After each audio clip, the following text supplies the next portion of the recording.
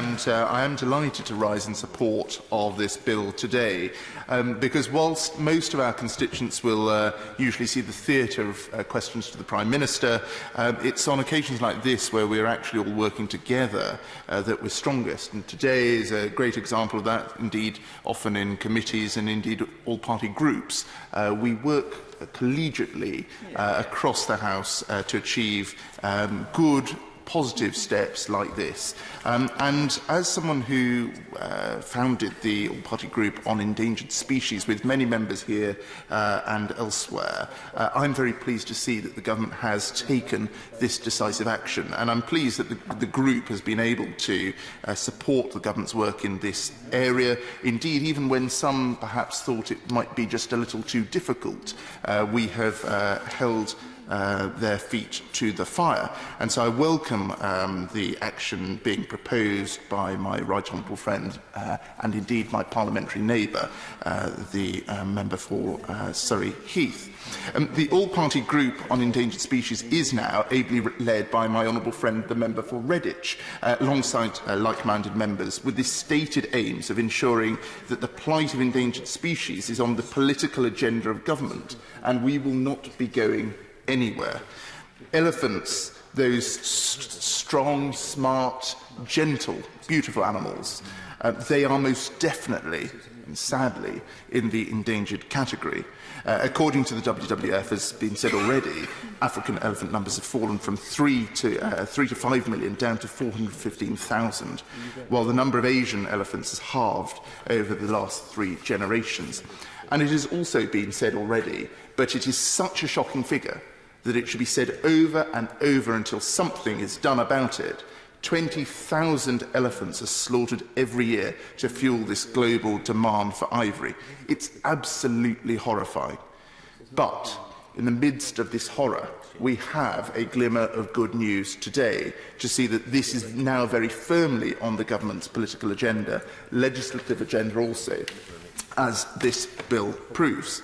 And that the government recognises the need to protect animals, and that this bill helps close ivory markets and reduce both the price of ivory and the incentive to poach, is good news. I was, of course, first elected to this place back in 2015, and it was in the Conservative Party manifesto that I stood on that it was a promise we would tackle the international wildlife trade and press for the total ban on ivory sales. So I'm pleased to be able to help deliver on that promise today. And it builds on further proactive and global action already taken by this government. We held the first international conference on the illegal wildlife trade in London in 2014, and will soon host the 4th, having supported Vietnam and Botswana in hosting 2 more. And as an aside, as my honourable friend, the member for Richmond Park, and indeed as my honourable friend, the member for Cheltenham, has also said, while the UK spends 0.7% of our GNI on aid, I really do believe that wildlife protection is a worthy cause and would be a worthy use of the UK's aid budget. And so I would urge ministers to expand that spending. The UK has also successfully lobbied for EU-wide adoption of a ban on raw ivory. The UK Border Force successfully targeted ivory through postal systems with the WWF-sponsored wildlife crime operation of the year 2016, Operation Quiver. And we worked constructively with China to jointly develop and implement law enforcement measures to tackle illegal trade, in stark contrast, I'm sad to say, genuinely sad to say, with past governments who, back in 2008, gave the go-ahead for China to become a licensed trading partner for 108 tonnes of ivory. I recall, indeed, on my last visit to China, when I made this point that they needed to stop the ivory trade, the change of their approach from then to now is remarkable, it is laudable, and I hope that they will indeed go further in the years ahead to not only enforce their law more strongly across the whole of their vast country, but also widen its scope so that other species, such as tigers, get greater protection too. And that's why these are just great first steps. They are great steps, but they are just great first steps. As always, we must do more, and for many good reasons. As my honourable friend, the honourable gentleman, the member for North Dorset, said earlier, and indeed I think my honourable friend, the member for Richmond Park, has also mentioned, the scope of the bill should go further. In section 35, it is unnecessarily narrow to refer to the meaning of ivory as only coming from the tusk or tooth of an elephant. Indeed, in the explanatory notes, it is cited that there are many other species that would be eligible under the bill for regulations to be laid at a future date. But why wait? Indeed, why wait for there to be an issue that affects other animals adversely when we can act today? My right honourable friend, the Secretary of State, talked about our goal in providing leadership to the world on this important issue. And I would say to him, I would say to the Minister, that we should deliver that leadership, not just for elephants, but in pursuit of our goal of protecting animals more widely from what is a wholly unnecessary activity. Of course. I thank my honourable friend very much for giving way. He's been kind enough to mention the APPG, which he set up and did excellent work in kicking off the work around this whole issue. Does he agree with me that he's talking about where the bill can go further?